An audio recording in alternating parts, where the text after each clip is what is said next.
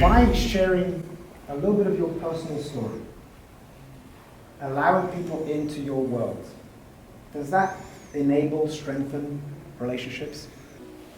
This next exercise is simply called thumb ball. So when I throw you the ball, wherever your right finger lands, there's a question. You're going to share that question and you're going to tell us about this particular situation. Are you ready? Good catch.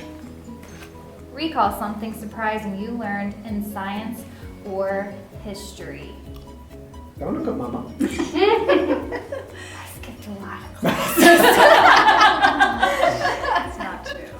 Tell us in general about a school experience, any science school experience. Tell everybody more. Mrs. Nick.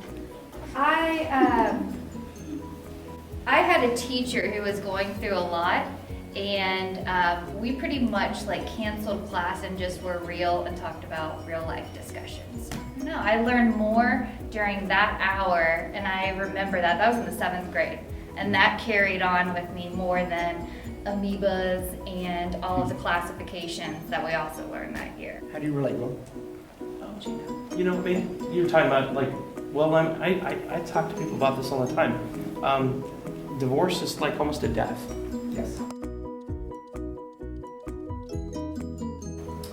How did sports affect your education? Make you energetic every day, that to keep your spirit going. Give us an example. What sports did you do at school? I actually still playing soccer myself. Oh, my boy. And So what did you learn from playing soccer again? teamwork. For yourself, I guess, is that you need to have you need to really have the view of being the open field and Open field, great metaphor. Yeah. What can you relate to? Well, I think the teamwork in any sport is super important. What binds you as a family and helps you work together for any kind of purpose. Back in the day, people were always taught to not be vulnerable. Leadership was about power and, I've got this wall and I'm the boss and you just do what I do. And now leadership is becoming a lot more about vulnerability, sincerity. So think about this, when you take time to share a personal anecdote, a story with some of your team members, they now start to relate to you and they connect. And as a result, for example, if I was working with Will and he shared a personal story, I then might be inclined to share something about myself. Now the bond becomes stronger. What are the odds that we are now going to work better as a team?